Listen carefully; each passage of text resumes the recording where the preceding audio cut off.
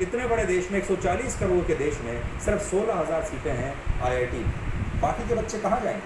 अब समस्या यह है कि जिन छात्रों को IIT में एडमिशन नहीं मिलता, वो इंजीनियरिंग करने के लिए प्राइवेट कॉलेजों में चले जाते हैं, और इन प्राइवेट कॉलेजों से उन्हें इंजीनियरिंग की डिग्री तो मिलती है, लेकिन इस डिग्री के अलावा इन युवाओं के पास कोई कौशल और हुनर नहीं होता। और जब ये युवा रोज़गार के लिए अयोग्य होते हैं तो फिर इन्हें बाज़ार में नौकरी नहीं मिलती और ये बेरोज़गार बन जाते हैं।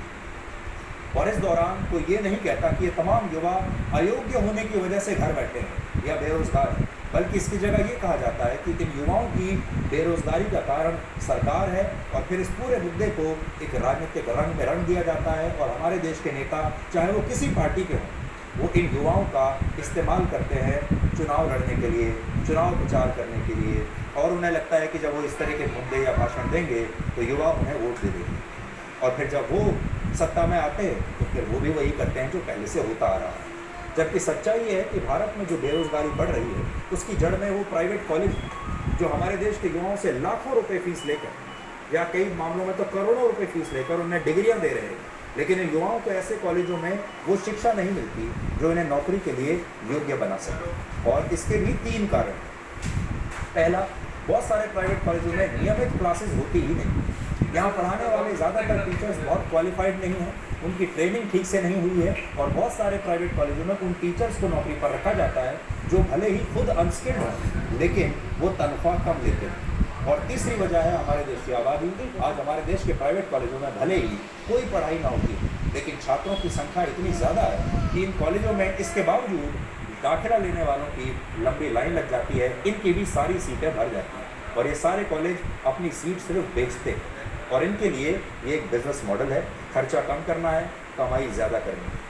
भारत में कुल 43,796 कॉलेज हैं, जिनमें सरकारी कॉलेजों की संख्या सिर्फ 9,372 है, जबकि प्राइवेट कॉलेजेस हमारे देश में 28,467 के आसपास हैं।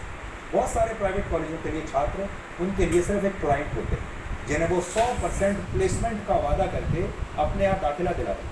सच्चाई ये है कि इनमें से बहुत सारे छात्रों को इसलिए नौकरी नहीं मिलती क्योंकि वो नौकरी के लिए योग्य नहीं होते, और उनसे वादा कर दिया जाता है कि प्लेसमेंट 100% होगी। इसके अलावा इस खबर का एक सामाजिक पहलू भी है, वो ये कि जिन छात्रों को ग्रेजुएशन की पढ़ाई के बाद भी नौकरी नहीं मिलती, वो इसके बाद और डिग्रियां लेने की कोशिश करते हैं। इससे उन्हें ये लगता है कि जितनी ज़्यादा डिग्रियां उनके पास होंगी, जितना आगे तक पढ़ते चले जाएंगे, उतना ज़्यादा उनके समाज में नाम होगा, और शायद ज़्यादा डिग्रियां उन्हें शायद आगे चल के नौकरियाँ दिला दें।